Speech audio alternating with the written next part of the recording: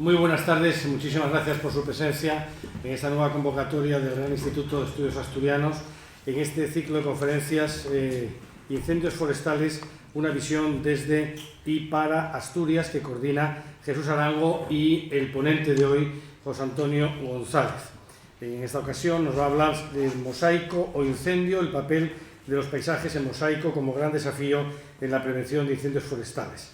A José Antonio González Díaz le presentará el coordinador de estas jornadas. Yo simplemente quería saludarles, también saludar al presidente Rodríguez Vigil por su presencia, miembro de esta casa. Precisamente el presidente Rodríguez Vigil, que es una personalidad inquieta en estos temas también, con un conocimiento vastísimo, cuando lo he visto hace un momento, automáticamente recordé esa idea que él siempre insiste, que respecto de los incendios forestales es una gran idea, una gran iniciativa, retomar aquella tradición de tener en los pueblos un aljibe, un depósito de agua para que los propios lugareños puedan, sin necesidad de que puedan movilizarse grandes servicios, para por lo menos, si no acabar con el incendio, sí atenuar en alguna medida esos problemas, para que no puedan propagarse, como después se conviertan en esos pavorosos incendios, esas lenguas de fuego que pueden arrasar concejos enteros, ¿no?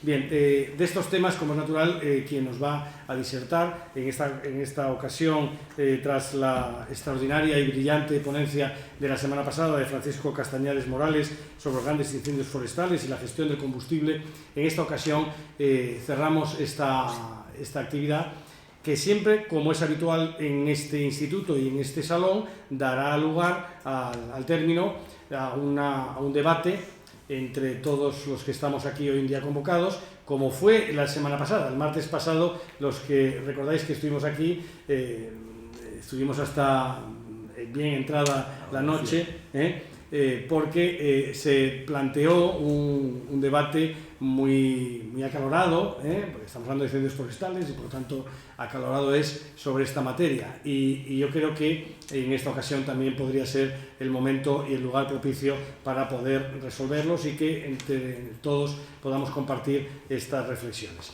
Le cedo la palabra a Jesús Arango, que es como digo, el coordinador de estas jornadas y también miembro del RIDEA. Buenas tardes. Cuando tuvimos que organizar estas jornadas, analizamos cómo podíamos enfocar dos conferencias. Y obviamente estamos ante una cuestión donde los factores son múltiples, y podíamos elegir unas y otras. Y al final elegimos estos dos temas, que ya os dijimos que eran muy concretos, siendo conscientes de que ya hay gran cantidad de trabajo.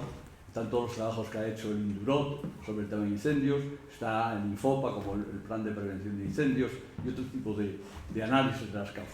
Pero quisimos concentrarnos en un tema fundamental que el otro día nos recalcó y nos expuso con una visión muy concreta del tema del combustible. Y hoy vamos, José Antonio va a hablar de la configuración de los paisajes, que tiene una importancia muy grande en los incendios. Yo tengo el honor de presentar a la siguiente generación. José Antonio forma parte, estoy muy orgulloso de tener ese honor hoy aquí, de esa nueva generación de asturianos, en donde trabajan en el territorio, desde el territorio y sabiendo de lo que hablan, porque es su vida y su trayectoria profesional. José Antonio nació en La Cuesta, es de los que ponen el currículo el nombre del pueblo, no del concejo, el nombre del pueblo. La Cuesta, en el concejo Laviana, y ya un primer matiz. Nació allí hace 40 años, pero sigue viviendo, formando parte de una familia ganadera, como parte activa de una explotación que gestiona razas autóctonas en peligro de extinción. Es licenciado en Geografía por la Universidad de Oviedo, ha sacado el diploma de estudios avanzados con un trabajo sobre una parroquia, el modelo de gestión de una parroquia cercana a su concejo, la parroquia de Caleao, que me trae muy buenos recuerdos, porque conocí al alcalde peano, a Juan Manuel. Después hizo un máster sobre gestión del territorio, también con un trabajo de fin de máster relacionado con la ganadería en el Tornalón. Fue técnico por lo tanto estuvo en la gestión de acción local, programas de gestión de líderes de Alto Nalón durante 10 años. En esa época compatibilizó ese cargo de técnico en desarrollo rural con investigador tanto en el Observatorio del Territorio de la Universidad de Oviedo como del SEIDA. Después siguió su tesis doctoral también sobre un tema cercano a su territorio y muy exponente de la montaña de Asturias, que es el tema de la gestión del parque de redes, que por cierto en mi época llamábamos redes, no sé por qué se cambió de redes a redes, pero bueno. Después, en fechas más próximas, ha entrado a formar parte del CETIC Rural Tech de Peón, como investigador en inteligencia territorial, y se le ha encomendado la gestión de un programa muy importante sobre la aplicación de las nuevas tecnologías al mundo rural. Y no me voy a enumerar, he escrito muchos artículos, ha participado en ponencias, congresos, etc. No me voy a extender más en el tema, reitero lo que dije al principio. Yo creo que forma parte de esa generación nueva que en sus manos, los que ya venimos de reemplazos anteriores, confiamos en el futuro de esta región, y creo que va a ser una persona que en los próximos años va a tener un papel importante. Me van a permitir alargarme un poco más de la exposición y plantear alguna cuestión que el día anterior dejé con interrogantes. ¿Por qué en aquel estudio que les hablé la semana pasada que hizo Sadei para Dicona en los años 70, donde la cifra de 4 años de incendios era de 8.200 hectáreas, y para entonces era una cifra altísima? ¿Qué es lo que ha pasado para que de 8.200, que era una cifra altísima en los 70, hemos pasado a 62.000 hectáreas en el último cuatrienio? Se ha multiplicado por 8. Y esa pregunta, yo tengo alguna intuición. Es que en los años 70 ya estábamos en la época en que había desaparecido el modelo de la sociedad y la ordenación del espacio tradicional en Asturias. Y digo esas palabras porque es el título de una obra, un trabajo seminal de un gran geógrafo vallisoletano, Jesús García Fernández, que publicó un libro editado por esta casa en el año 76, que creo que debía ser de lectura obligatoria. Bueno, esa sociedad ha desaparecido. Esa sociedad lo que podemos llamar, ahora que está muy de moda, era una sociedad de economía circular de subsistencia. Y voy a centrarme en 2 datos. Uno, lo que hacíamos con el maíz. El maíz era aprovechado totalmente, la panolla para la alimentación humana, animal para los piensos, lo que era el árbol, el larváceo, para aislante en los tendejones, en las cuadras, y en lo que es el monte. Yo todavía viví de niño el sorteo anual de las suertes en Somao, para aprovechamiento del yestro, que no sé cómo se dirá en lengua oficial, o del rozo, que se llevaba a las cuadras el cucho y el cucho la fertilización. Bueno, eso se rompe con la modernización de la agricultura asturiana. ¿Y qué es lo que empieza a haber? Más combustible, lo que se hablaba Francisco Castañares, porque ese aprovechamiento que antes el resto incluso se vendía en carros que un vecino a otro, de las suertes de ellos, ha dejado de ser un bien utilizable. Y el otro tema que quiero plantear es algo que, si les invito a hacerlo, cuando vayan a un pueblo y te cerca un monte comunal, pregunten al vecino, ¿de quién es ese pueblo? Lo más probable que le digan, en gran parte de los sitios de Asturias, es de la Forestal. La Forestal era un instituto, un organismo que desapareció en el año 71, que se creó. Es decir, ¿de quién es el monte? No se sabe de quién es el monte. Es otro de los temas fundamentales para el tema de los incendios. Decía hace 40 años, sí, 40, por el año 63, en las primeras jornadas de montes comunales, las únicas, primeras y únicas, que hubo en Oviedo, el magistrado César Álvarez de Linera, que estábamos en el tema forestal ante un galimatías, se llama selva legislativa, donde era muy difícil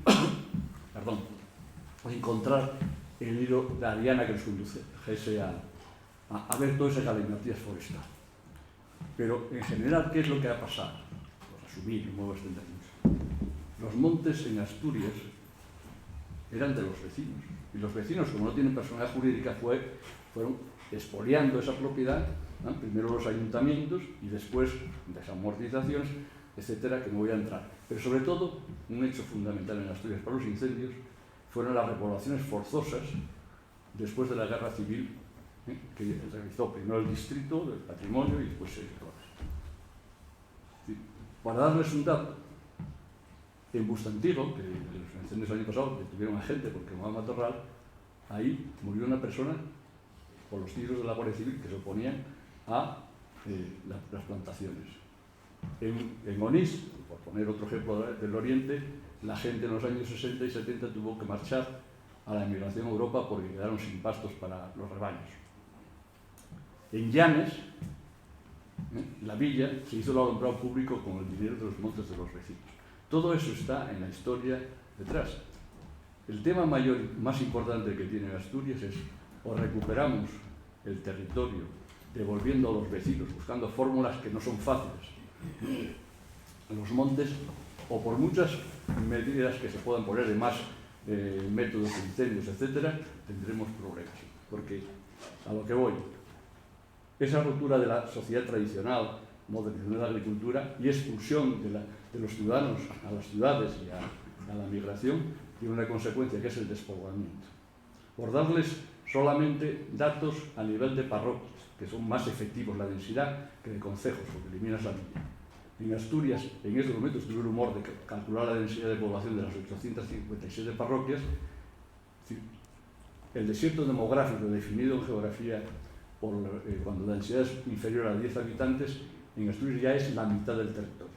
Y si nos ponemos más exquisitos, es decir, densidades inferiores a 5 habitantes, que es en trance de desaparición, un tercio de Asturias está en trance de desaparición. Teniendo en cuenta la densidad de población actual de los concejos por encima de 10, en el año 2030 estaremos probablemente por encima de 2/3 del territorio en condición de desierto demográfico. Y les voy a poner, más allá de los datos, siempre hay que pensar en las personas y lo que hay detrás. Un ejemplo de un pueblo que quizá no le suene uno parecido, es Villapedre o Villarpedre, en los confines de Asturias, allá por Grande Salime. Es un pueblo, una parroquia que tenía en 1930 228 vecinos. En el año 50 tenía 348 porque estaban trabajando en el embalse. ¿Qué es lo que tienen ahora? 3 vecinos. 2 varones y una mujer. Ya eso tendremos que darle respuesta. La respuesta es muy difícil, pero si no la damos, ¿cómo devolver? Primero, ¿cómo clasificar los montes? Los comunales, en problemas, hay un batiburrillo de legislación. Lo primero que hay que hacer, y yo propuse en el año 2010, sin ningún éxito, que hubiera una comisión parlamentaria para establecer el tema de las tipologías de los montes, clasificar los montes y ver qué formas había para devolver. Cuando hablan de reto demográfico, de relaciones fiscales, el tema más importante que debe haber para fijar población, tanto para los que residen a tiempo completo como a tiempo parcial, es que del monte los vecinos tuvieran un rendimiento directo. Ejemplos tenemos en España, los montes de Soria, etc. ¿Qué es lo que deberíamos plantearnos? Bueno, pues desbrozar todo eso. Figuren a dónde hemos llegado de absurdo que la anterior ley de régimen local, el propio texto legislativo, decía que los montes de vida pública eran una forma de propiedad pública. Es decir, hasta ahí hemos llegado de aberración, cuando los montes de vida pública son una encomienda de gestión. Los propietarios son, pues ahí hay un gran reto. Y otro reto, y con eso acabo, es el tema de la nueva silvicultura. Por razones que no me voy a extender, en Asturias se llegó a repoblar 700 árboles por hectárea. Eso quiere decir árboles torcidos y por el medio matorral. Yo fui a Suiza y pregunté al ingeniero que iba conmigo por qué allí no había matorral, porque plantaban 3.000 árboles por hectárea.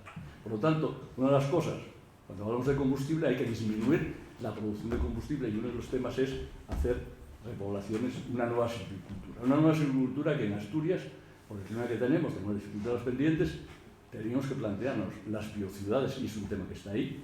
La madera es imprescindible en la construcción.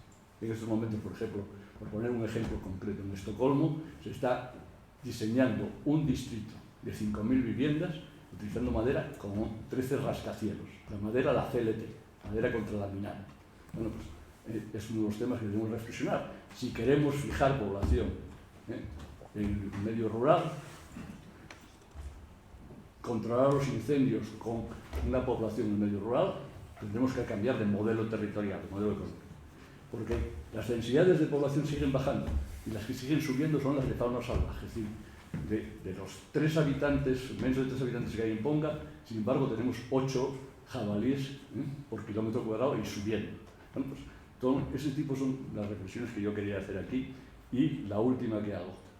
Tendremos que darle vueltas a esa cosa que hemos, yo creo que enseñado con orgullo, que probablemente sea así, de que tenemos no sé cuántos miles de hectáreas de espacios protegidos. Es decir, el modelo de desarrollo de los parques y qué está pasando en los concejos de los parques. Simplemente cogiendo 3 consejos. Ponga, caso y Sierra. Si ven los índices de envejecimiento, índices de masculinidad, densidad de población y nivel de renta, veremos que en esos concejos de montaña donde hay mucho parque y donde tenemos el 80% del concejo que son montes de propiedad colectiva. Y tendríamos que hacernos mirar. Así que sin más cedo la palabra a José Antonio. Bueno, en primer lugar agradecer la presentación de Jesús y la introducción que hizo al tema y al resto de la sala la asistencia a la jornada. Como bien decía Jesús, cuando planteábamos un poco estas jornadas, veamos un poco qué temas había que no se habían tocado mucho y por dónde podríamos tratar de aportar un poco de luz a ese gran desafío de gestión que tenemos en la Asturias rural, principalmente hoy, que son los grandes incendios forestales. Desde la perspectiva que lo analizamos nosotros, situamos los incendios forestales en el contexto del cambio global. Es decir, los incendios forestales no son una consecuencia directa del cambio climático, sino son una consecuencia directa del modelo territorial que tenemos. Tenemos un modelo territorial en el que tendemos a concentrar población y actividad económica en determinadas partes del territorio, mientras que dejamos en marginación productiva y en abandono otra parte muy importante. Concretamente, sabéis que en Asturias eso se resuelve en el famoso 80-20, es decir, el 80% de la población se concentra en poco más del 20% de la superficie en el área central. Ese modelo genera cambios en los usos del suelo, que va a ser un poco de lo que os voy a hablar yo a lo largo de hoy, cambios en los usos del suelo que tienen capacidad de retroalimentar ese cambio climático por el número de emisiones que se generan, transformaciones en el paisaje, pérdidas de biodiversidad y comprenden también otros retos que no vinculamos a los incendios forestales, pero que también están detrás, comprometen nuestra seguridad alimentaria, nuestra forma de ocupar el territorio, lo que llamamos el famoso reto demográfico, y confluyen en una manifestación, todo ese proceso de cambio global, en esos grandes incendios que son ya una constante. El problema de los incendios forestales en Asturias, si lo analizamos en términos estadísticos, sobre todo si cogemos la etapa reciente, vemos que en lo que va de siglo XXI, es decir, tenemos una distribución cíclica, es decir, son cíclicos y además responden a ciclos que van variando entre, si queremos decir, 5 o 7 años se van repitiendo. Pero lo más sobresaliente que tenemos en esta evolución reciente son la aparición, lo decíamos el otro día, de esos grandes incendios forestales. Si veis los picos de 2015, 17 y 21, manifiestan que hay un crecimiento del tamaño medio de incendio y sobre todo la aparición de esos grandes incendios forestales que se sitúan, como sabéis, por encima de las 500 hectáreas. Hecho sobresaliente ya, hablamos del gran mega incendio que tuvimos recientemente en Luarca Tineo, que llega a las 10.000 hectáreas. Pero si analizamos también esos datos, nos dan algunas pistas que no conviene descuidar. Si hacemos el acumulado de superficie que se quemó según usos, y aquí entramos ya a aportar desde la perspectiva del paisaje, vemos que de lo que se quemó, el 80% son superficies de matorral, un 16% son superficie de bosques y las superficies de herbáceas no llega al 1,5%. Es decir, tenemos una pista de cómo tenemos que diseñar los paisajes si queremos que sean paisajes resilientes ante esos grandes desafíos. Pero además de los datos, si observamos, por ejemplo, la variada cartografía que nos da el Endurot acerca de los incendios, podríamos plantearnos si no es crónica de un incendio anunciado. Es decir, yo hago este ejercicio en clase con mis alumnos, les ponía el mapa, la última ortofoto, la última imagen satelital que tenéis con la distribución de los incendios en los meses pasados de marzo y abril, y veamos también los mapas de recurrencia, los mapas de peligrosidad y los mapas de riesgo sumando peligrosidad y vulnerabilidad. Veis que la distribución de esos incendios que tuvimos siguen el patrón de lo que nos viene marcando el transcurso de otros incendios. Por tanto, un fenómeno previsible. Pero un fenómeno previsible, y quería también con esto hacer algún tipo de objeción.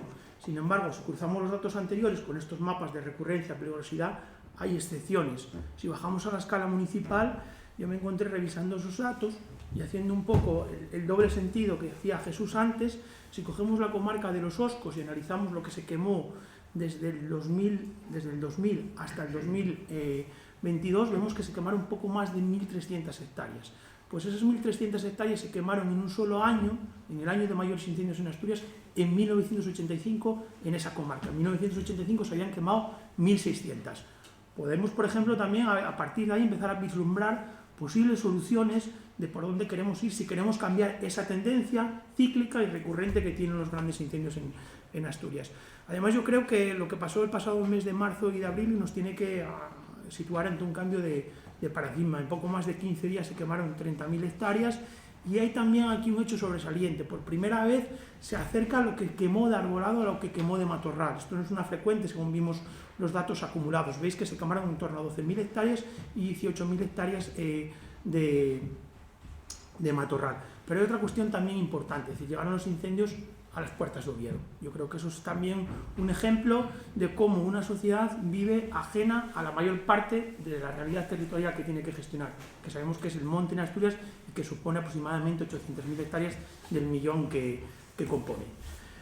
Pero decíamos también, es el primer megaincendio, es decir, yo recorrí desde Valdés hasta Tineo, es decir, por donde pasó el incendio, y ahí había un paisaje prácticamente totalmente lunar, en el que se veía que solo había pequeños islotes que se habían salvado y que componían la salvaguarda principal de los núcleos de población. Aquellos núcleos de población que todavía conservaban pequeños prados y huertos en su alrededor habían quedado al margen del incendio. Los que no habían entrado el incendio, como decían los vecinos, por la ventana.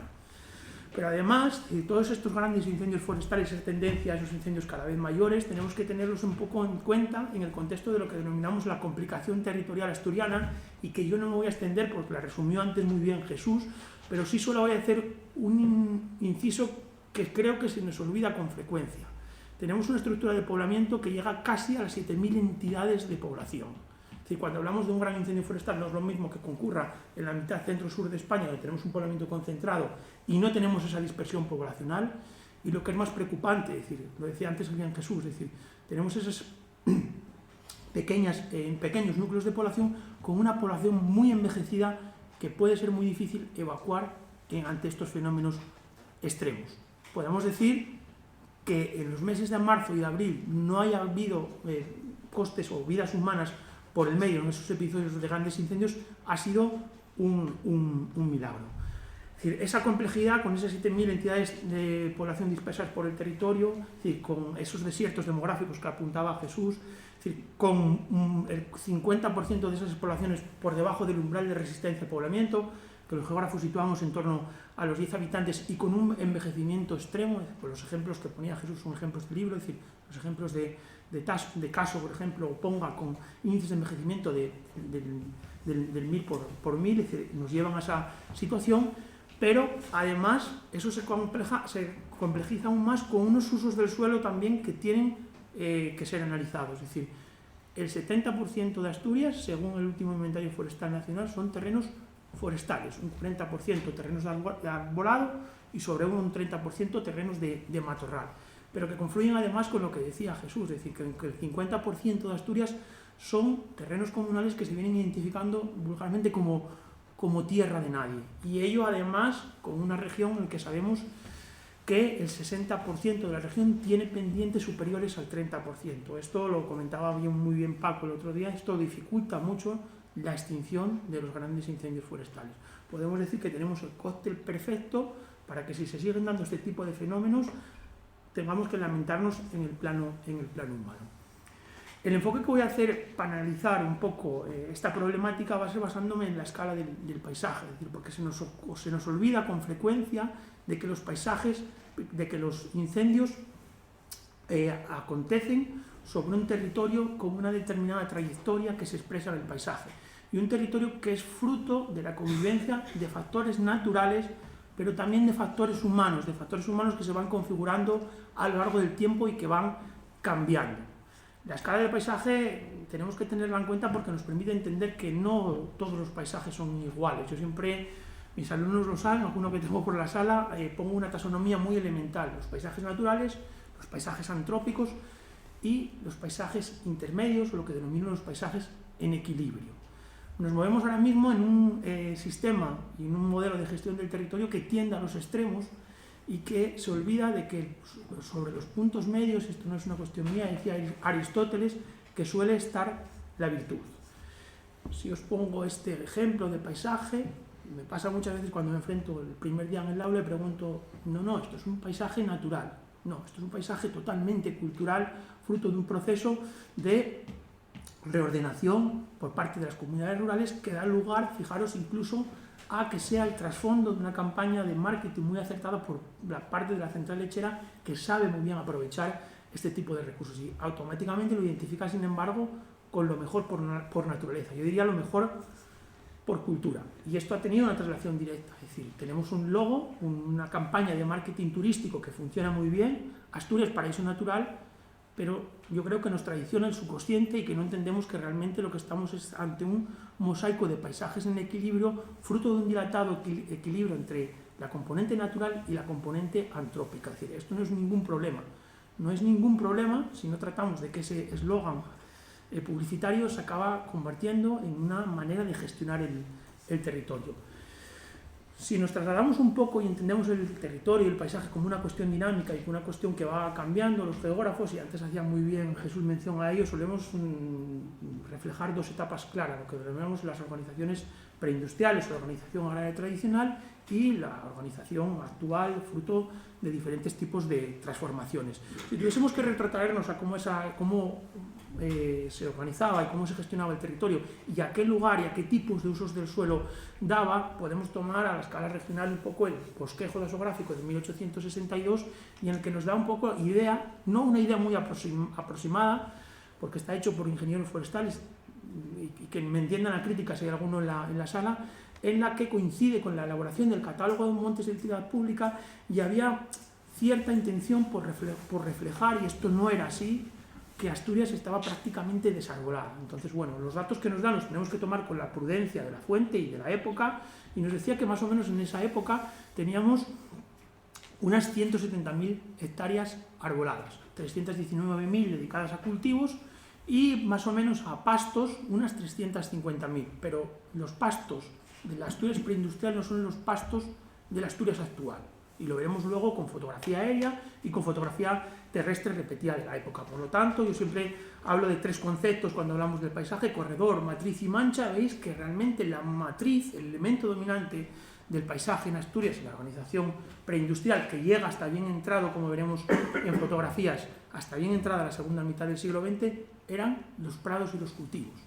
Si recordamos un poco de lo que quemaba y lo que no, entendemos por qué los fuegos van subiendo de mancha y cómo se organizaba de aquella manera. Ahí tenéis, fijaros, cuando os digo que esa organización tradicional llega hasta bien entrada la segunda mitad del siglo XX, ahí tenéis una foto de una aldea del Parque Natural de Redes, concretamente de la parroquia de la Ferguerina, que es además un mononúcleo, y veis cómo se organizaban en diferentes cinturones de aprovechamiento a partir del hábitat, que implicaban una mayor extensificación en altura, pero que dibujaban esos mosaicos complejos que dan lugar, desde la perspectiva que lo analizamos hoy, a paisajes resilientes. Si queremos saber cómo funciona esto, yo siempre he recomendado cómo estas comunidades preindustriales atribuían una organización muy compleja y muy minuciosa al monte, porque era un elemento fundamental de sustento.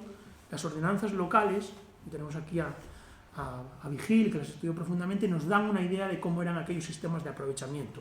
Llama la atención también que muchos de los parques naturales no se hayan mencionado, ni se hayan incorporado, ni siquiera nombrado en los instrumentos de gestión integrada de los mismos y los planes rectores de su gestión, unas ordenanzas que estuvieron en funcionamiento de manera informal hasta bien entrada también la segunda mitad del siglo XX. Pero dejamos atrás aquellos paisajes preindustriales y pasamos a lo que los encontramos ahora mismo, a la foto fija de cómo son los usos del suelo en Asturias. Nos servimos ahí del cuarto inventario forestal nacional, pendiente de actualización en la actualidad, y vemos que el paisaje de Asturias se tiende a ser un paisaje verde, un paisaje homogéneo. Yo siempre le digo a mis alumnos, decir que el paisaje de Asturias sea verde y uniforme desde el punto de vista de las tonalidades, no lo podemos identificar como algo bueno directamente. Hay que saber también lo que vamos perdiendo y lo que nos dejamos por el medio. Tenemos que tener en cuenta que ahora mismo las superficies de arbolado pasan de aquellas 170.000 a 440.000, y hay un avance muy importante también de las superficies de matorral, que suponen en torno a 310.000 hectáreas. Ahí hablamos de ese 70% que decíamos anteriormente, que era un 70% de monte. Pero ¿qué pasa entre un proceso y otro? Es decir, ¿qué pasa? Que prácticamente podemos decir que ese proceso de transformación, aunque yo utilicé dos fuentes muy distantes, va desde 1970, fijaros un poco en lo que os digo, hasta la actualidad, pues que asistimos atónitos a un proceso de cierre gradual del paisaje con tres tipos de transformaciones muy claras. Lo que antes eran tierras de labor se van convirtiendo de manera masiva en prados, es decir, los terrenos de cultivo desaparecen del paisaje asturiano, es decir, los prados y los pastos que tienen problemas de accesibilidad y problemas, sobre todo, en cuanto a pendientes, se van matorralizando, y asistimos también a un proceso paralelamente de reforestación, con dos vertientes. Proceso de reforestación natural por abandono de una parte importante del territorio, y un proceso de reforestación inducida por acción antrópica y en el contexto de repoblaciones forestales y de especies de rápido crecimiento que antes decía Jesús. Son las dos caras de un proceso, por un lado, de abandono y de intensificación que dan lugar a transformación. Es decir, la primera aureola que teníamos en todo alrededor de todos los pueblos, fijaros, hasta bien entrado, como os decía antes, la década de los 60, era una aureola en la que teníamos una faja envolvente de cultivos agrarios basados en un policultivo muy extenso.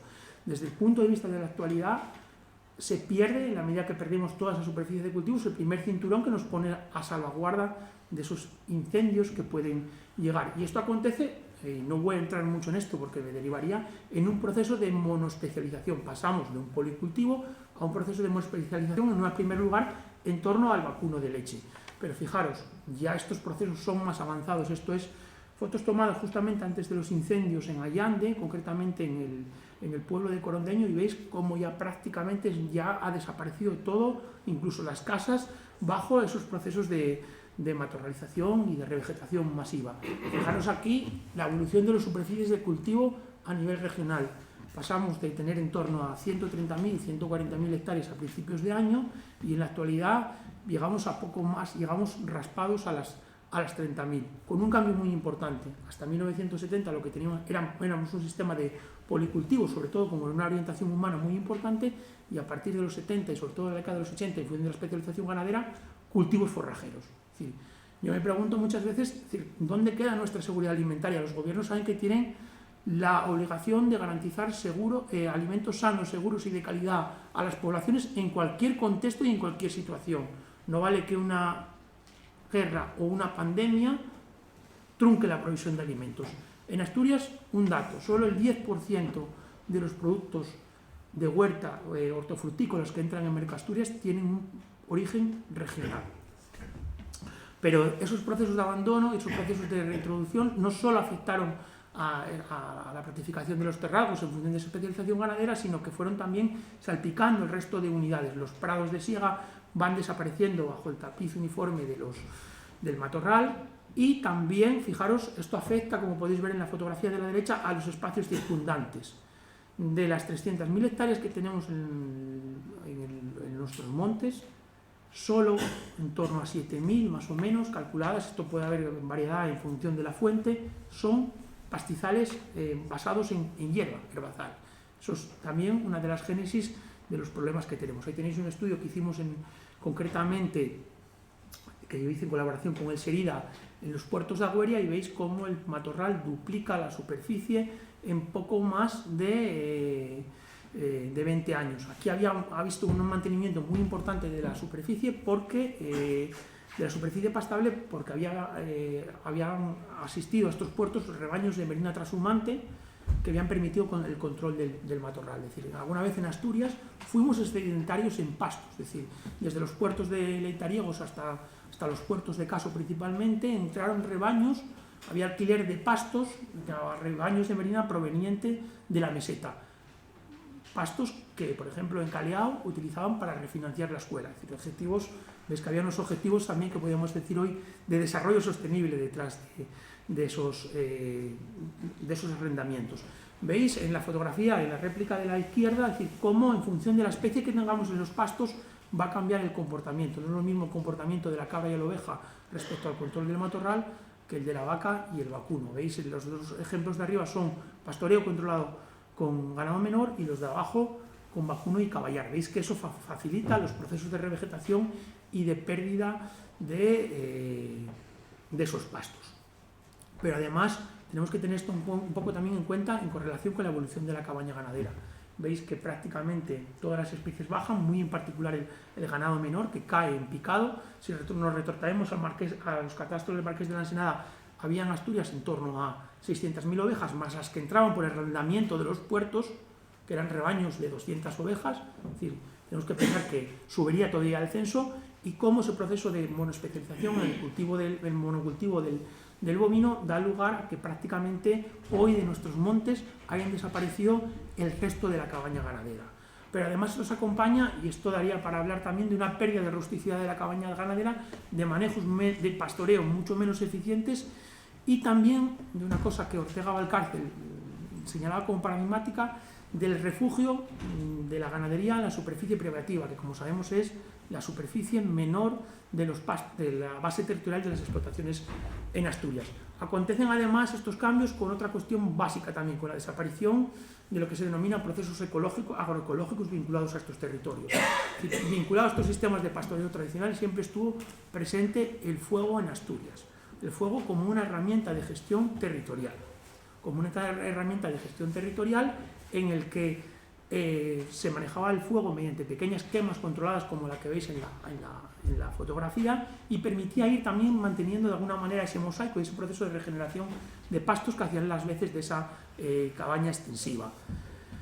El problema que tenemos es que, lo dice muy bien el refrán, el fuego es un buen criado pero un mal amo. Es decir, cuando el fuego manda en el paisaje, cuando el fuego tiene facilidad para correr, tenemos los problemas que tuvimos en el arranque de la primavera pasada. Es decir, podemos decir que pasamos de la cultura del fuego basada en pequeñas cremas controladas a un descontrol total en tan grandes incendios forestales. Es decir, esto no es una cuestión de apreciación mía, es decir, la Fundación Pau Costa, que como sabéis es una de las fundaciones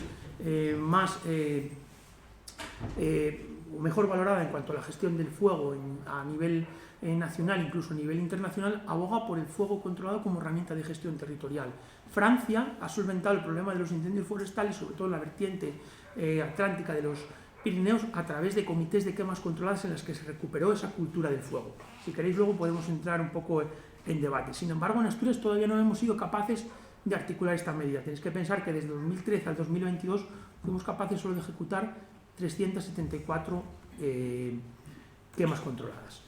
Pero además esto entra, es decir, todo este proceso de cierre del paisaje que venimos describiendo entra también en contacto con lo que decíamos, con procesos de reforestación, las repoblaciones con especies de rápido crecimiento.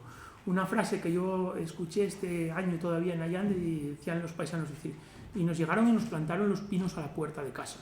Ahí tenéis un ejemplo de la aldea de Balbona en Allande y veis cómo esas repoblaciones contribuyen a ese acercamiento incuestionable del combustible a los núcleos de población y genera esa interfaz rural forestal tan difícil de extinguir. Tenéis que tener en cuenta que a partir de la segunda década, a partir de 1950, se empiezan a poner repoblaciones en marcha, repoblaciones forestales que alrededor ahora mismo suponen unas 120.000 hectáreas entre pinos y eucaliptos en el contexto del arbolado asturiano. Ahí tenéis un ejemplo, un análisis concreto también de cómo supone esto desde la perspectiva del paisaje la compactación directa, es en un área costera, es decir, entre Villaviciosa y Colunga, cómo da lugar, fijaros, sobre antiguos terrenos de cultivo, cómo se implanta directamente, fruto de procesos de despoblación y también de procesos protagonizados por la administración, repoblaciones directamente de pino y de eucalipto.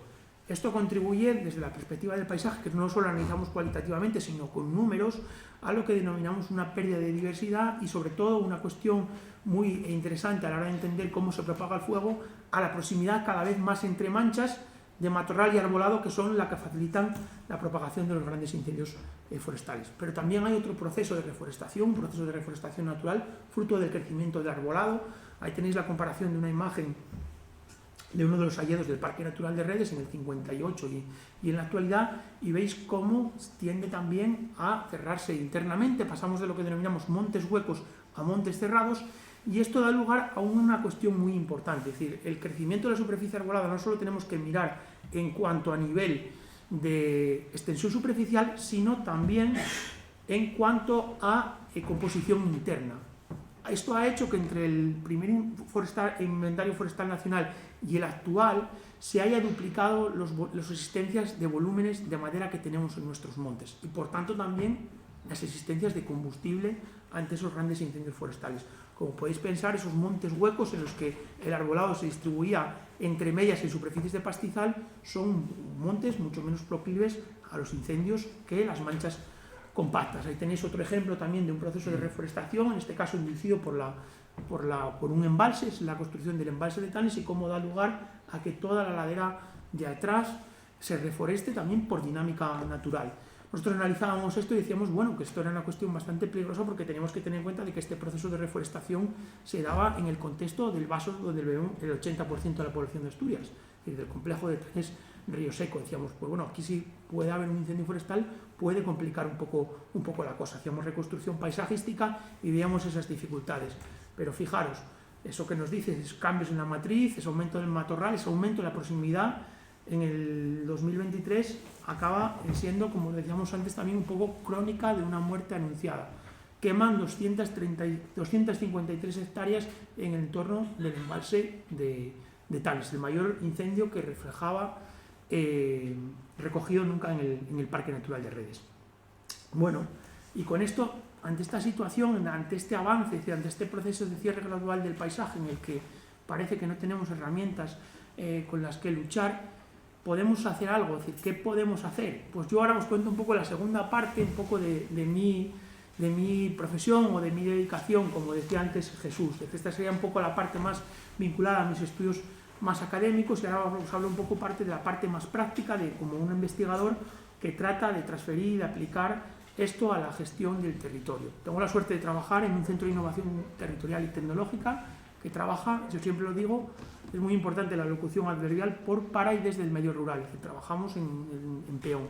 CETIC Rural Tech es una sección de un centro tecnológico mayor de la Fundación CETIC, que en 2019 decide tratar de dar resolución al problema del reto demográfico, entendiéndolo en la complejidad que yo lo vengo explicando aquí, y que, como sabemos, entra directamente en colisión con el problema de los incendios forestales.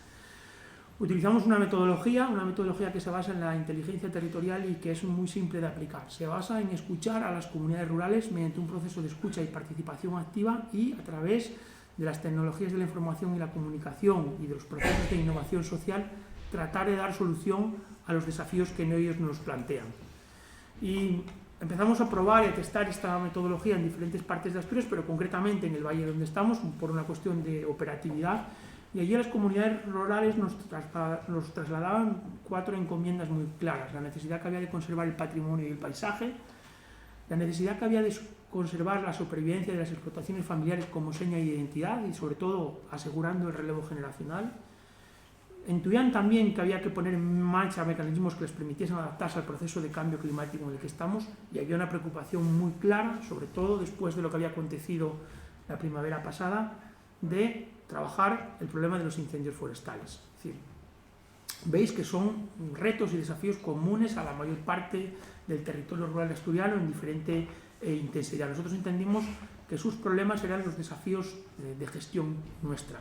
Trabajamos desde la perspectiva del reconocimiento territorial, de ver cómo era esa dinámica y de entenderla con similitud a acabo de exponer anteriormente. Tenéis que tener en cuenta que estamos en un valle en el que históricamente fue la huerta de Gijón, es decir, un valle con una impronta agraria muy marcada en los fondos de valle, pero que las laderas se han transformado muy rápido. Es decir, ahí, fruto de esos procesos de repoblación forestal en una primera campaña en manos de Licona y después en manos muchas veces de propiedad particular, tenemos ahora mismo lo que denominamos uno de los montes periurbanos más grandes de España. Es decir, tenemos 3.000 hectáreas, veis a modo de cierre, que circundan el valle, en el que las especies dominantes sin solución de discontinuidad son los pinos y eucaliptos, que muchas veces ya entran en contacto directo con los fondos de valle, generando estrangulamientos con el hábitat. Tenemos ejemplos perfectos para el desarrollo de incendios de interfaz rural forestal. Sin embargo, nos llama la atención que este monte no haya salido evaluado como uno de los que tenga mayor riesgo de incendio, o un riesgo de incendio muy elevado en el contexto de la actual clasificación que se baraja. Y con esos desafíos y con el problema de los incendios forestales por el medio, nosotros entendimos que eran problemáticas que estaban todas interrelacionadas, que teníamos que abandonar esa forma de intervenir de manera sectorial y vertical en el territorio y apostar por un enfoque integral y sistémico que nos permitiera dar soluciones a esos desafíos que, como digo, se retroalimentan entre sí.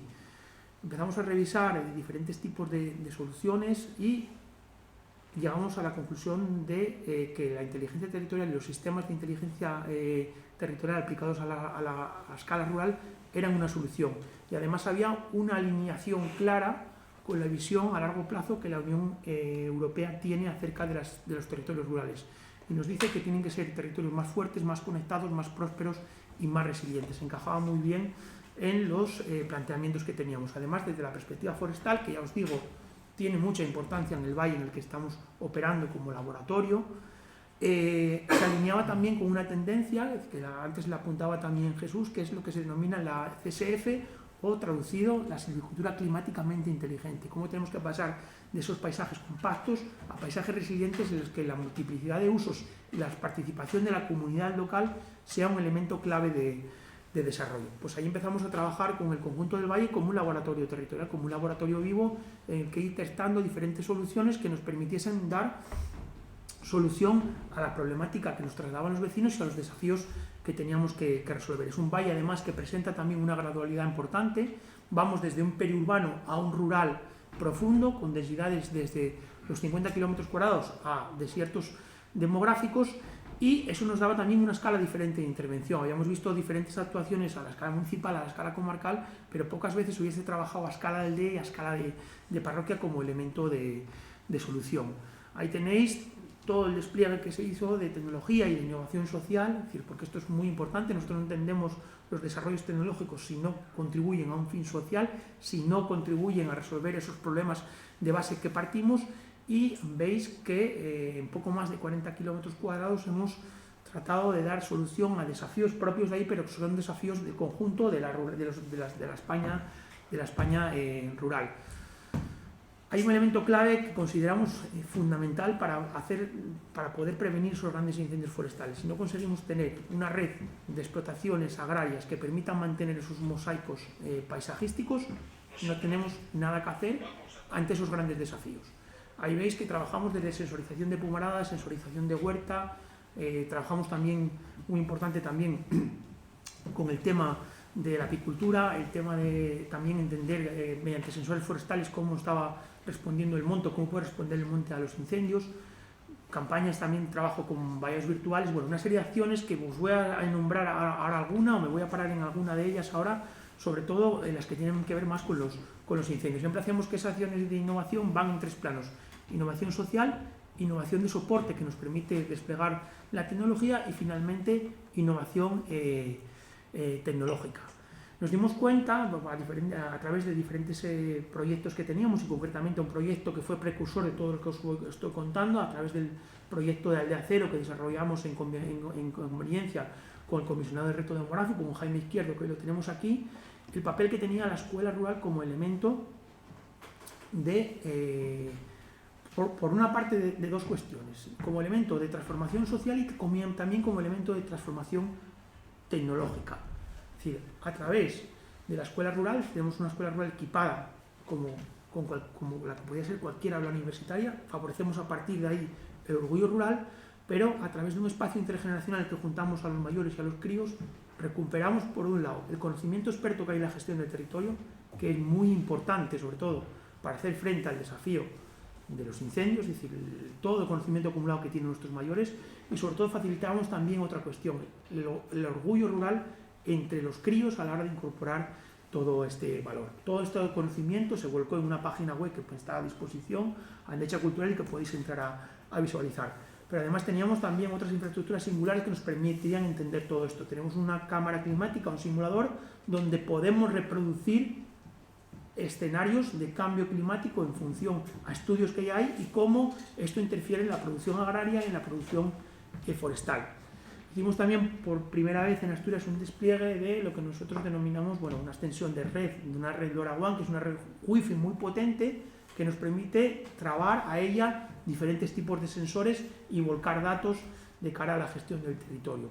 Y ya entrando específicamente en el capítulo de incendios, consideramos que también la tecnología ahí podía aportar algo, siempre en convivencia con la percepción social que los vecinos tenían de ella, y colocamos un total de 5 estaciones antiincendios en diferentes puntos del monte que nos están reportando de manera continua información meteorológica y información del suelo. A partir de ahí estamos ahora mismo trabajando en un sistema, en un desarrollo, en un sistema de una red de alertas en que en función de las mismas, cuando hay condiciones proclives a un gran incendio forestal, esto es una cuestión que consideramos muy importante, va a llegar de manera masiva a la población un mensaje diciendo que extremen las precauciones.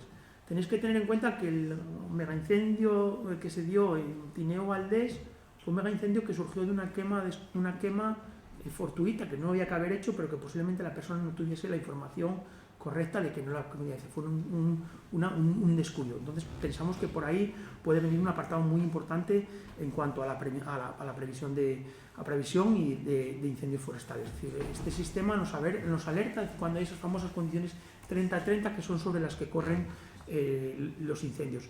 Pero consideramos también muy importante trabajar en el resto de piezas, no solo en el aparato forestal. Sabemos que los cultivos tienen un papel muy importante como cortafuegos y estamos trabajando en todo el tema de generar una sensorización de los cultivos de huerta que permita devolver información a los agricultores y que permita mejorar la rentabilidad.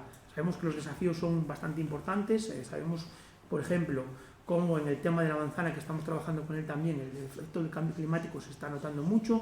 Un año de muy buena manzana se perdieron el 40% de la cosecha, como sabéis, y tenemos además crecimientos totalmente anómalos, con segundas, terceras floraciones, con frutos de segunda cosecha, que nos va a permitir todo este despliegue de información, captar datos y devolver a la población de cara a tener muy buena, una mejor gestión. Importante también para nosotros es proteger todas esas producciones locales que son las que mantienen esos mosaicos paisajísticos resilientes ante los incendios forestales. Ahí estamos aplicando tecnología que mediante códigos QR, mediante tecnología blockchain, permite saber toda la trazabilidad de los productos. Sabemos que estas producciones singulares tienen que tener clara la vía de entrada en el mercado. Es una vía fruto de apostar por la calidad. Entonces hay un consumidor dispuesto a pagar más, pero que también quiere saber cada vez más de esos productos. Y sobre todo ahí estamos ya empezando a trabajar con proyectos de lo que denominamos el triple etiquetado. Tenemos que pasar del valor nutricional y del valor organoléptico, del sabor que tienen, y también poner de manifiesto el valor ambiental. Es decir, que cuando sepamos que estamos consumiendo productos asturianos, no solo estamos ayudando al reto demográfico, sino que de alguna manera también estamos contribuyendo a que esos incendios sean un poco menos devastadores. El resto de ejemplos, trabajamos con apicultura, como os decía, hay un esfuerzo también muy importante en el tema de trabajar con lo que se denomina hoy pastoreo inteligente. Probamos diferentes tipos de soluciones que van desde el geoposicionamiento por collares mediante cobertura móvil a collares vía satélite, y sobre todo donde mejores resultados estamos teniendo es en los collares, como sabéis, de vallado virtual, que nos permiten mediante el trazado en nuestro ordenador y el collar que porta el animal, pues tener controlado el animal en una determinada cobertura vegetal, y imaginaros las posibilidades que nos abre eso desde el punto de vista de rebajar en algunas partes del territorio el matorral como posible elemento de proliferación de fuegos.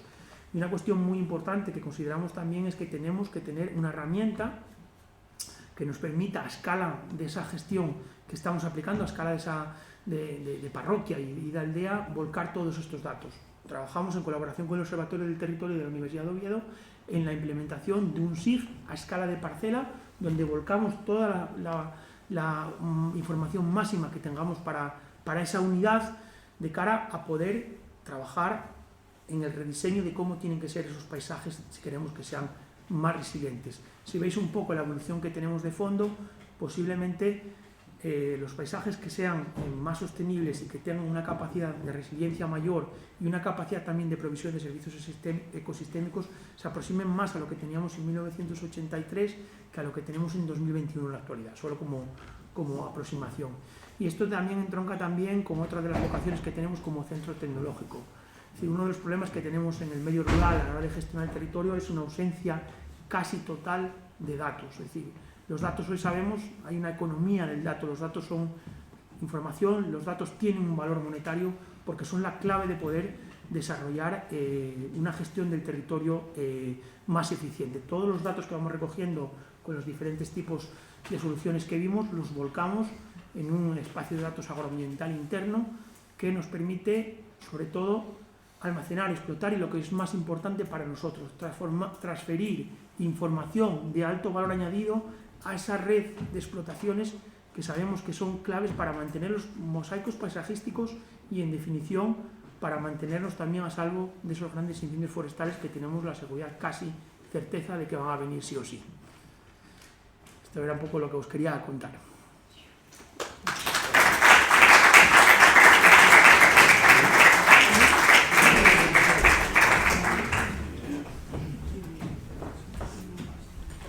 Muchísimas gracias, José Antonio. Y ahora, como les decía al comienzo, se abre el turno de preguntas, reflexiones, cuestiones que quieran plantear al ponente. Este es el momento.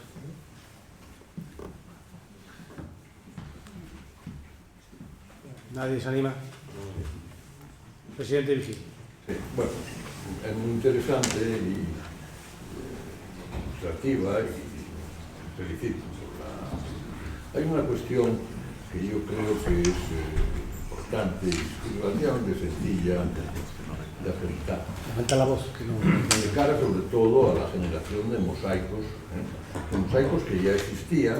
No se oye, Juan Luis, están diciendo por algo. Pues es que, bueno, mosaicos que ya existían, pero que yo creo que por una gestión administrativa determinada, una orientación, pues se han venido a subsumir dentro del concepto área forestal.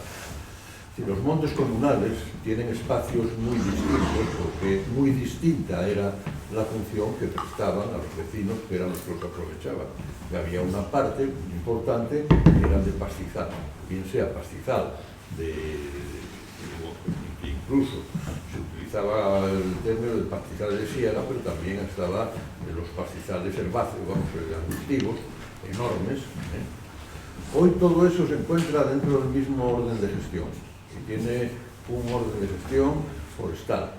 Y yo creo que hay ahí un error conceptual en la norma, en la ley, fácil de resolver, porque evidentemente esos espacios no se corresponden para nada con lo que fue la razón de ser del concepto montes de utilidad pública. Montes de utilidad pública son montes que, de una manera muy benemérita, a principios del siglo XX, se configuraron para hacer una protección básicamente de los espacios hídricos.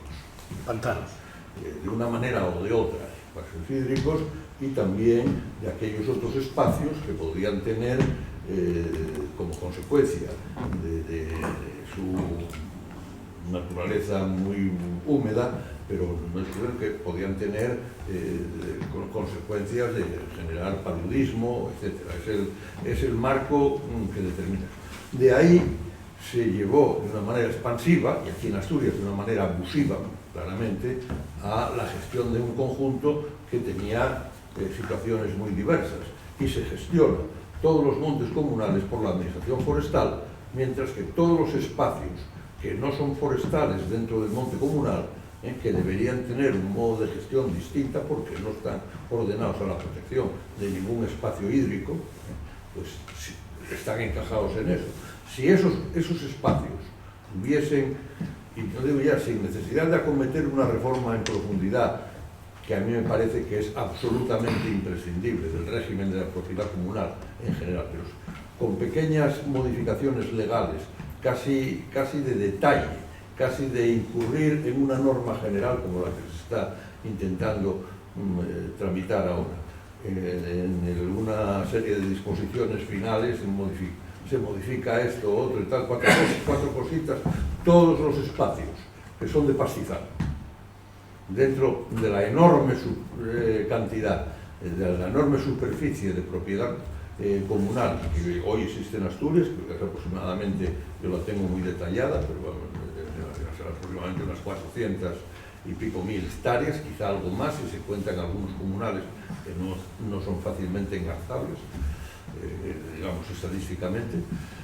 Tendríamos una cantidad enorme de espacios gestionados por las comunidades campesinas como áreas de pastizal, utilizables, uno, para un tipo de ganado y, desde luego, si aquí empezase a haber una política seria de control de los animales salvajes, de tal manera que permitiese un reverdecimiento de los pastizales o del pastoreo de las reses de pequeño tamaño, de cabras y eso, indudablemente empezaríamos a contar con espacios que estaban ahí en su día y que realmente por una forma de gestión determinada, yo creo que muy errónea, como las experiencias han demostrado, pues volverían a ser espacios mosaicos protectores del paisaje y protectores contra los incendios.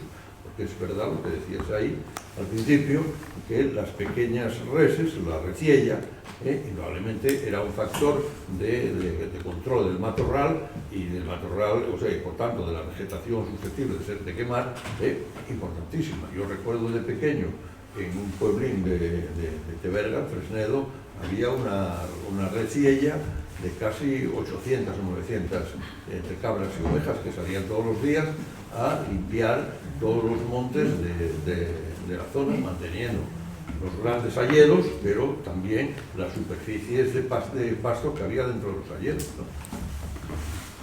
Bueno, yo creo que lo que comenta Vigil no solo tiene traslación directa al mantenimiento de los mosaicos, sino que también tiene que ver con otros de los grandes desafíos que tenemos en la ganadería en Asturias ahora mismo. Es decir, estamos ante un cambio de paradigma que no somos capaces todavía de aceptar y que posiblemente la ganadería tenga que reconvertirse, tenga que reverdecerse de alguna manera. Es decir, los costes de producción de las explotaciones sabemos que en gran medida están condicionados por la compra de insumos del exterior, en modo piensos y forrajes. Todos sabemos la espiral alcista que tenemos en cuanto a esos productos que vienen del exterior. Posiblemente, pensando en una estrategia interna, poner en valor esas superficies de pasto que además, en el contexto de los montes de utilidad pública y en el contexto de la estrategia de competitividad que se hizo desde la Universidad de Oviedo para el medio rural asturiano, se estimaron que se podría pasar directamente a poner 40.000 hectáreas, es decir, aquellas superficies de matorral con menos pendiente, menor en torno al 30%, a disposición de oxigenar la base territorial de las explotaciones, nos quitaría varios problemas del medio. Contribuiríamos a mantener las explotaciones más rentables, generaríamos áreas de cortafuego, que es una estrategia que se está haciendo en base a pastoreo en toda España, y también contribuiríamos también a tener sus mosaicos más diversificados. Entonces, comparto totalmente la reflexión. Sí, usted, sí. Bueno, la verdad que me parece muy brillante tu conferencia, muy rápida, con una enorme cantidad de información que en algunos apuntados es difícil de asimilar. Claro, habéis escogido un sitio maravilloso, que es el Concejo de Villaviciosa, y una zona que sin duda vuestras reflexiones tienen que servir con carácter general para otros territorios, pero para muchos de ellos va a ser muy difícil que puedan ser aplicados. Me da a mí la impresión,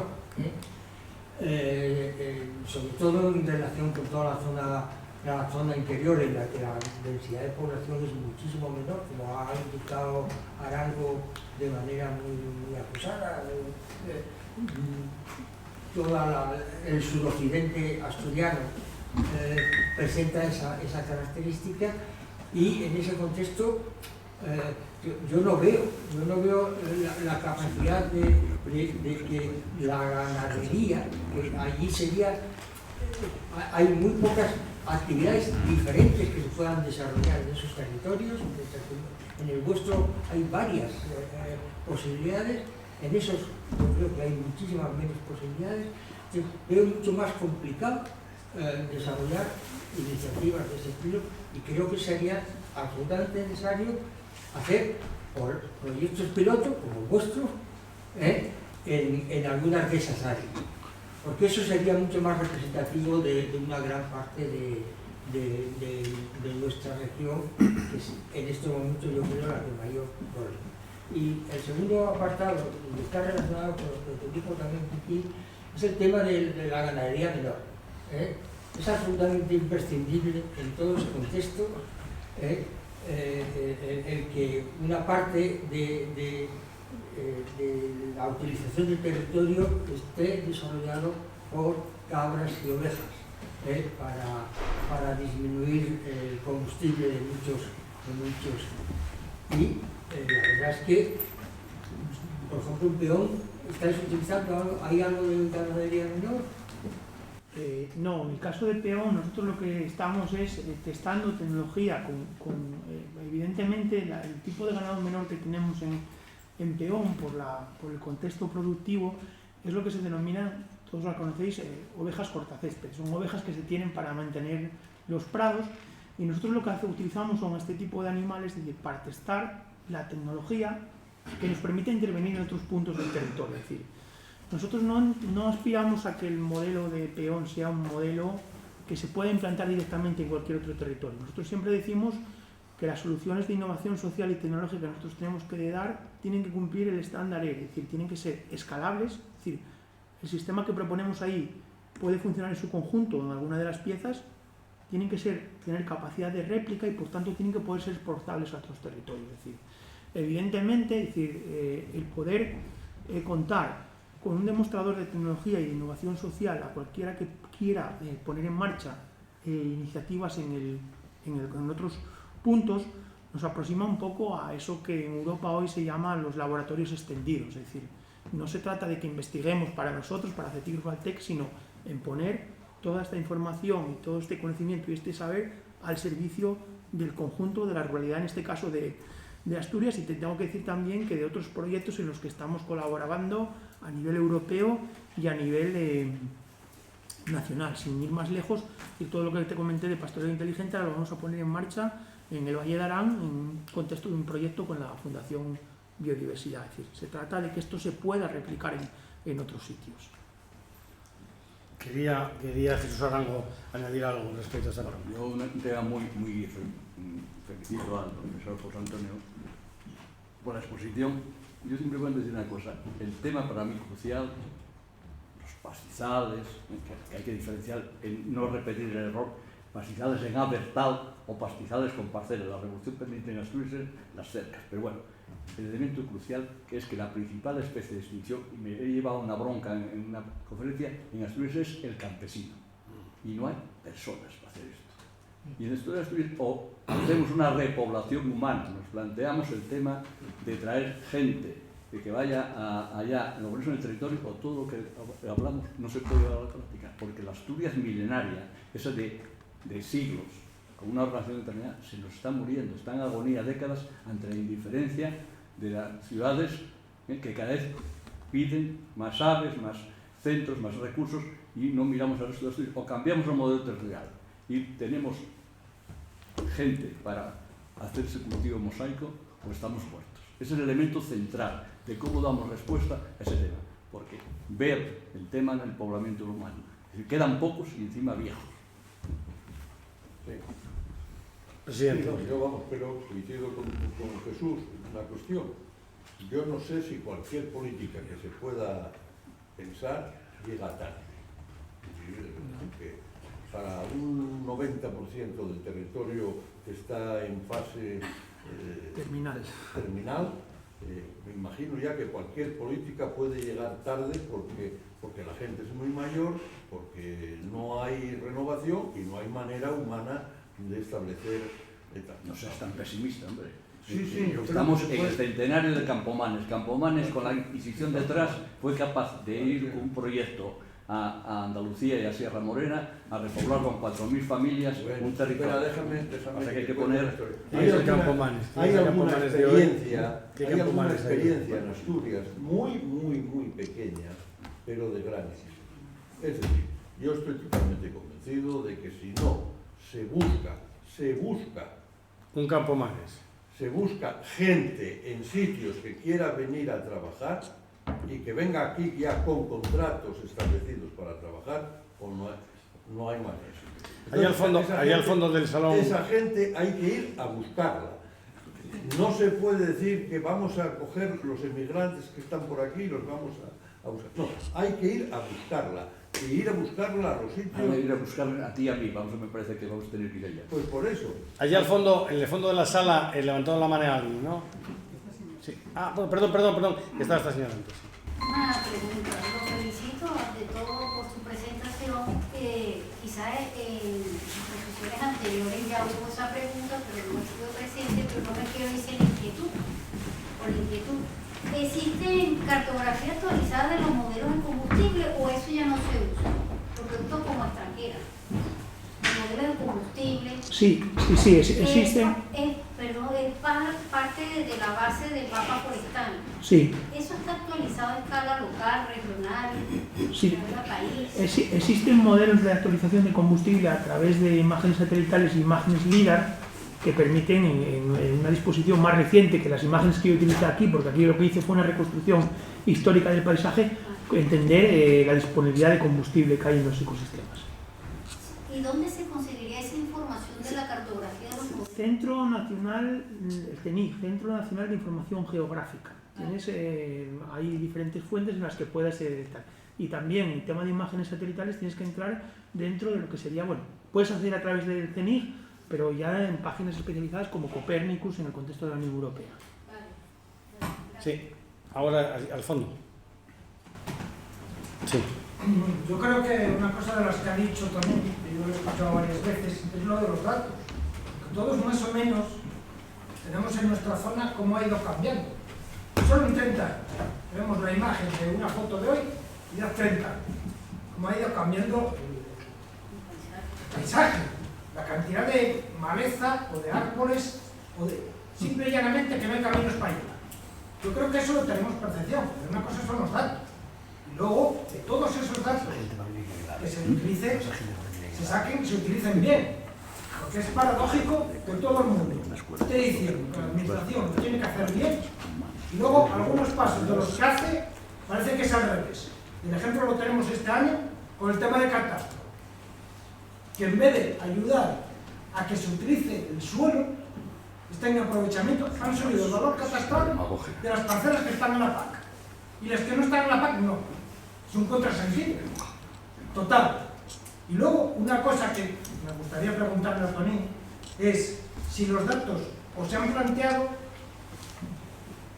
ver la diferencia, porque para mí hay dos Asturias a día de hoy, que es el occidente, que se ha quedado en plan industrial, producir mucho y vía industrial, y el oriente, sobre todo, en la zona de los quesos, que han conjugado producir queso y turismo, o sea, economía de proximidad. Y las diferencias y la evolución de población es muy distinta. ¿Eso hay algún estudio o hay alguna planificación? Porque la diferencia de cómo ha bajado la población en el Valle del Navia y en la zona del Parque Covadonga es totalmente opuesta. Bueno, yo no tengo los datos de ningún estudio, pero como tú comentas, son dos modelos diferentes totales de gestionar el territorio. Lo que no quiere decir que compartan problemáticas también, ¿eh?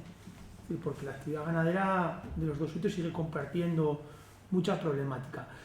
Dentro de lo que tú planteas en el suroccidente, y antes también hizo Vigil referencia a ello, y también por no caer en el pesimismo, es decir, en el que todos caemos, y sobre todo los más jóvenes con frecuencia, hay iniciativas que se puede decir que no hayan resolvido el problema de, yo analizando los datos me di cuenta, es decir, que no hayan resolvido el problema de la despoblación, evidentemente no, pero que sí resolvieron el problema de alguna manera de los incendios.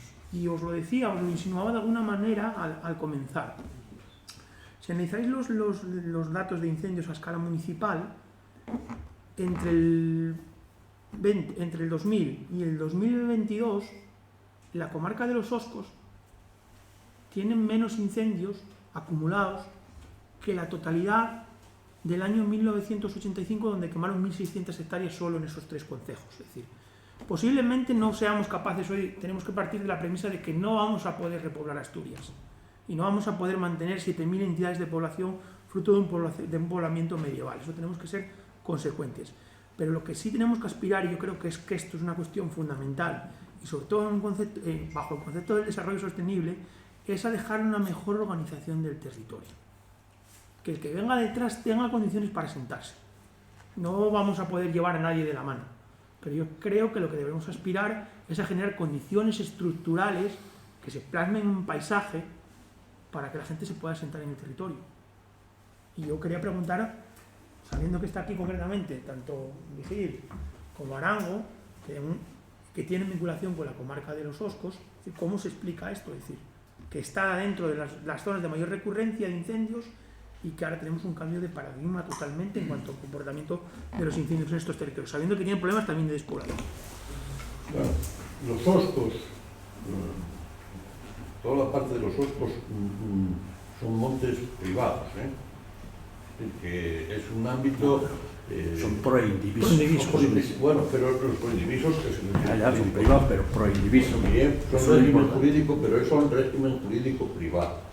Y evidentemente son una forma muy especial de comunal, que es el proindiviso, que tiene un régimen jurídico, es verdad que en estos momentos necesitado de algunos retoques, pero que indudablemente favorece el cuidado, ¿no? o favorece más el cuidado del espacio que el comunal, que por una razón, el comunal típico, el comunal denominado ficticiamente público,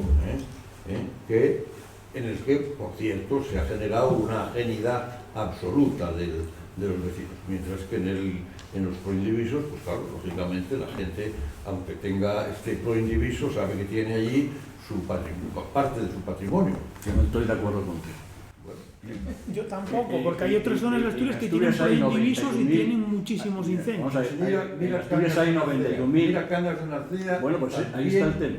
Claro. La diferencia entre Cangas de Narcea, que hay 80.000 hectáreas proindivisos de los 91.000 de Asturias, los problemas que hay. ¿Cuál es la diferencia con los Oscos? Que tú tenías que conocerla. Hubo un plan integral de Oscos y transformamos los montes proindivisos, saltándonos muchas cosas en pastizales y poniendo cabezas de ganado. Y en el occidente hicimos, saltándonos todos los líos jurídicos que montáis los reguladores, transformaciones en Corondeño, en Moal, en la Riberina, en la Mesa. Y hay que partir más allá del pastizal. Es decir, en la Mesa hay, en la altura que tiene, ganadería de leche, ganadería de carne, fracasamos en el manejo combinado de ovejas y vacas porque no sabían y hay que volver a reprender esos temas, y hay arándanos. En los montes comunales hay que empezar a pensar en 3 o 4 utilidades. Producción de madera para la edificación, que va a ser una demanda enorme, mayor densidad y entre sacas, gestión de la biomasa, gestión de pastizales modernos, porque hay que preocuparse de esos pastizales abertzales que son foco de conflictos. Y ese tema hay que hacerlo poniendo recursos con voluntad política y cambiando la visión de Asturias. Y en los años 80 hicimos un tema que fue el plan Eoscos, no se volvió a repetir. Y un tema, tú viviste como yo, discusiones en el Consejo donde algún colega me dijo que si estábamos locos de hacer la carretera de Saliencia abajo, que valía más traer los vecinos de ese tema en comprar el piso de un gobierno. O cambiamos esos temas y empezamos a pensar unas historias diferentes, o pegamos un gran salto. Y un tema que hay que hacer es acometer. Tenemos la mitad de la Casa de Asturias, tú dices 400.000, yo tengo 503.000 por catastro, donde los montes están registrados a nombre de Patrimonio Forestal del Estado. Es un mundo que no quiero entrar, de los cuales 270.000 hectáreas están gestionadas, montes de UP, es decir, una cuarta parte de Asturias está en manos de la administración. Bueno, si lo que tenemos que pensar es qué queremos decir. Queremos dejar la mitad de la casa, esto es como una cosa familiar, abandonada, o enfrentamos el tema con valentía, que es un tema muy difícil, muy complicado, y empezamos a pensar cómo metemos el elemento humano, qué incentivos hay para vivir en los pueblos, cómo hacemos una escuela de pastores como tiene en el País Vasco, cómo digamos, diversificamos la economía más allá de la agricultura, si no diversificamos la economía del territorio y mezclamos en experiencias piloto como el Valledor, que tú conoces como yo, donde hay una parroquia, San Martín del Valledor, con 4.500 hectáreas para hacer un experimento de planificación, donde la última habitante Isabel, ya cero en la capital del concejo, tenemos elementos para hacerlo, pero hay que poner menos cariño en el tema y más recursos presupuestarios. Mientras que sigamos repitiendo y concentrando en el centro de Asturias los recursos, no hay nada que hacer. Y si no hay elemento humano, pues no hay nada. Pues es bastante evidente, Jesús, es bastante evidente que, por ejemplo, la carretera del Navia, la carretera del Navia es esencial, porque si no, la gente vive en el tercer mundo. Esto me lo cuentas tú. Es una cosa imposible. No, te lo cuento. Claro, pero es que cuando hicimos la carretera de subida a la Garganta, decían que hacíamos despilfarro de recursos, pero ¿cómo hacíamos aquel tema cuando hicimos el turismo rural en Taramundi? Por eso te estoy diciendo que la carretera del Navia es esencial y se ha quitado de la programación porque se dijo que era un despilfarro de recursos. Menos leyes y más acción. Mira, no se puede andar por el mundo con una ley del 2004 donde los montes vecinales son mano común, que es un monte privado y tal, en el artículo 104 dice que los vecinos son gente que tiene casa común, o sea, esto es alto. Es un disparate, esa ley. Pues entonces, menos regulación, más acción. No, regulación no. Menos regulación. Eso es una tontería. El plan Oscosero, calculo yo que estará soportado sobre alguna norma, ¿o no? Menos regulación. Bueno, pero el plan Oscosero no estaba establecida una norma, ¿o qué? Nada sirve para juicios, para los vecinos. Bueno, eso es otro debate. La regulación es imprescindible y mucho más. Pongo un dato, mira, cuando hablamos de árboles monetarios, en España hay, en Madrid, el doble de abogados que en toda Francia. Con eso te han dicho todo lo que tenemos. Eso no tiene nada que ver con nada, sí, tiene mucho que ver. Sí. Buenas tardes. Enhorabuena en primer lugar por la ponencia, porque me parece muy interesante y creo que trata varias cosas muy importantes. Bueno, yo trabajo en la prevención de incendios y por lo que se ve no debemos estar haciendo muy bien nuestro trabajo, pero me parece que has comentado y se han comentado en las diferentes participaciones varias cosas que son muy importantes. Y bueno, un poco por cambiar un poco lo que está hablando ahora, hay una cosa que también me preocupa a mí un poco, y es cómo se imbrica en todas estas cuestiones legales y sobre todo en la gestión del paisaje, en ese mosaico, el problema de la propiedad que tenemos en Asturias, la gestión privada de la propiedad. Voy un poco a la zona esta que comentas tú de Peor, precisamente ese monte de utilidad pública que es el Cordal de Peor, donde hay una masa forestal muy importante, sin solución de continuidad, como decías tú, pero donde también aparecen muchas propiedades privadas que se van forestando de manera voluntaria por cada uno de sus propietarios, y eso está agrandando el problema que ya existe. Un ejemplo, por ejemplo, que expuso recientemente en una conferencia a la que asistí Arturo Colina, del Indurot, ponía el caso concreto del incendio reciente de Tineo Valdés, 10.000 hectáreas, ha sido en 2023 y si no recuerdo mal la fecha, en 2006 hubo otro incendio en Bustantiguo, sí. exactamente en la misma zona, no sé las condiciones si fueron las mismas o no, pero básicamente el patrón se repite porque los grandes incendios tienden a repetir los mismos patrones y vemos que han pasado una serie de años, 17, 20 años, y vuelve a quemarse exactamente lo mismo porque se ha puesto exactamente lo mismo. Y en ese incendio, en los análisis que hemos hecho nosotros, hemos visto que igual era el 15% de la propiedad de las 10.000 hectáreas que se quemaron eran montes de utilidad pública, pero el resto era propiedad privada. Y seguimos, o sea, donde haya habido un problema, se vuelve a repetir ese problema porque se vuelve a plantear exactamente lo mismo. Te planteo un poco la cuestión para ver qué se puede hacer ahí para facilitar que los propietarios de esas zonas puedan o tengan herramientas para cambiar el uso, el aprovechamiento del suelo, para generar esas oportunidades para la extinción o para que los incendios no se propaguen de la misma manera. Sí, yo creo que tú enuncias un principio básico, que ya lo dijo Einstein: si quieres tener resultados diferentes tenemos que hacer cosas diferentes. Y todos tenemos la sensación de que en estos años llegamos haciendo lo mismo de manera errática. Sí.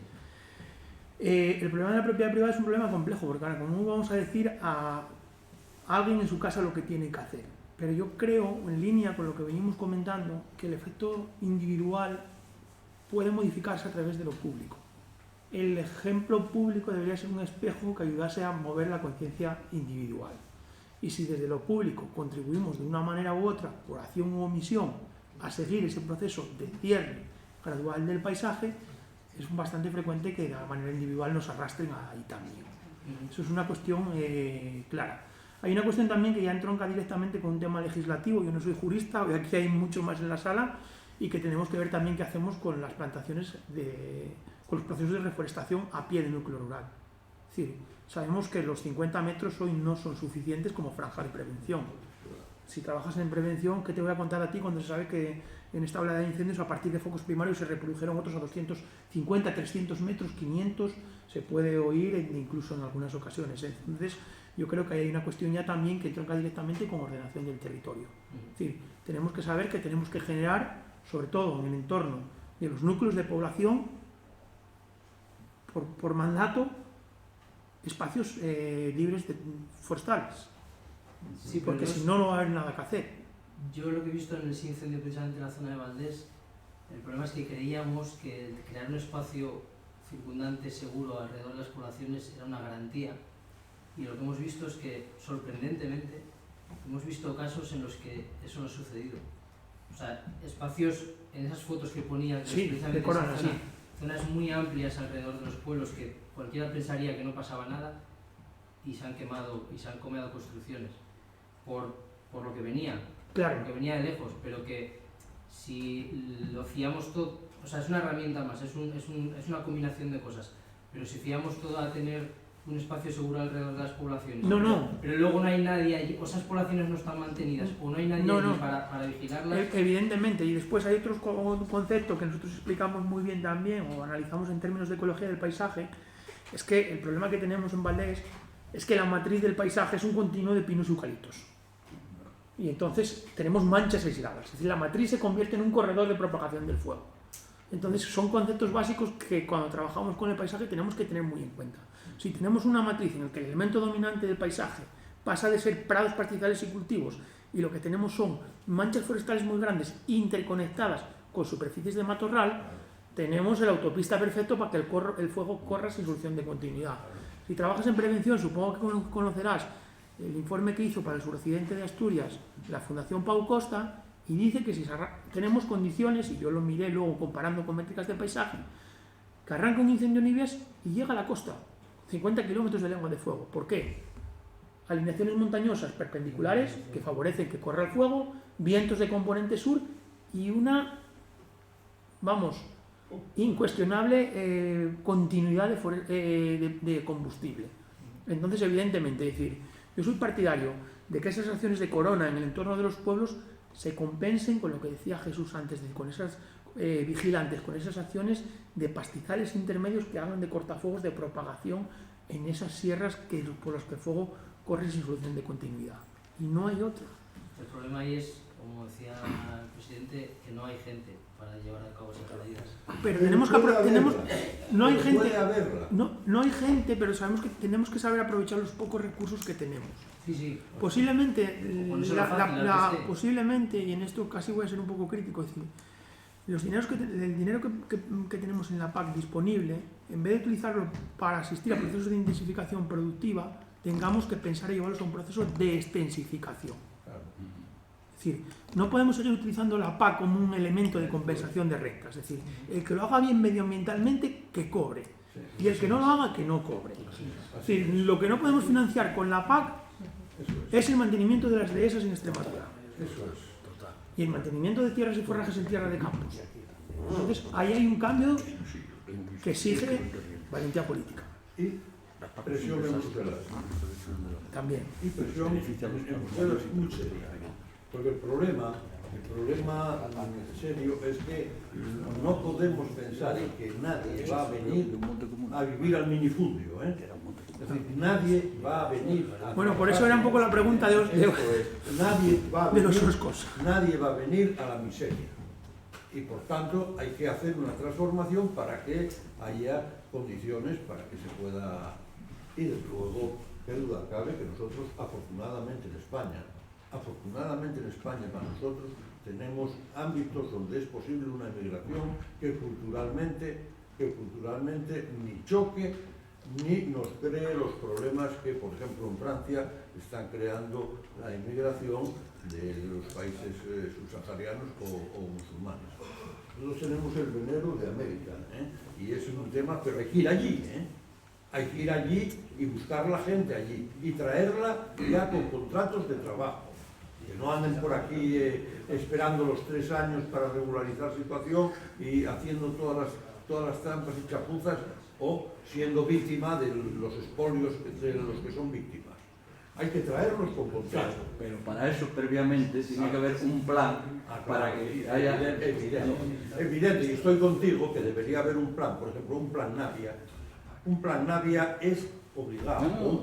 El plan del Valledor, que cuando el incendio, tú lanzaste, yo también lo dije, había que haber hecho un proyecto específico para el Valledor, que no se hizo. Pero el problema del Valledor, que yo estuve este año allí, es que está justamente en las mismas condiciones que cuando quemó integralmente. Bueno, está peor porque quemó, y entonces la fuente de riqueza que podía haber sido... El Valledor tiene una densidad de población de 1,4. Claro. La fuente de riqueza que podía haber sido el bosque de Bedramón, pues se lo llevó Sáenz. Se lo llevó Sáenz a un precio irrisorio, a madera de primerísima calidad, y se la llevó toda. Entonces los 4.000 hectáreas de Bedramón han quedado reducidas a unas 400. Y todo lo demás... Viste, Juan, es un tema que no saca. ¿Hasta dónde queremos vivir con la naturaleza así espontánea? ¿Qué pasa con todas las grandes superficies en Asturias, que no son la parte costera, que es el eucalipto, sino las Asturias de las 270.000 hectáreas de montes públicos, que es toda esa materia que tenemos que no sirve para nada? ¿Por qué en Peloño, por qué en Somiedo no se extrae madera una gestión sostenible como los valledos de Navarra? Bueno, pues no deja, porque el Monte Grande de Teverga era del pueblo de Teverga, era del pueblo de Páramo y La Pocella. Resulta que desde que se hizo el parque este de tal, que afortunadamente no está consolidado, porque como no tienen un duro, no pagan indemnizaciones, y entonces está afortunadamente el plan de uso suprimido, vamos, por la audiencia. Pero claro, realmente de ese monte, los pueblos de Páramo, La Pocella, todos los años, desde hace 2000 años, cortaban árboles, y ahí está el bosque de Peloño intacto, no porque hayan venido 4 tíos de la consejería a conservarlo, eso está ahí desde hace 4.000 años. Bueno, pues ahora no se puede cortar ni los árboles que caen al suelo, porque todavía yo estuve la semana pasada bajando desde arriba de Presorias, pues resulta que me encontré con casi 15 hayas soberbias tiradas en el suelo, y pregunté, y dije, bueno, ¿por qué están aquí? Y estas hayas si no se han maderado. Que no dejan. Bueno, ya les había dicho al comienzo que esto iba a dar para este debate y mucho más. Han sido ustedes muy amables, y se levanta la sesión. Muchas gracias.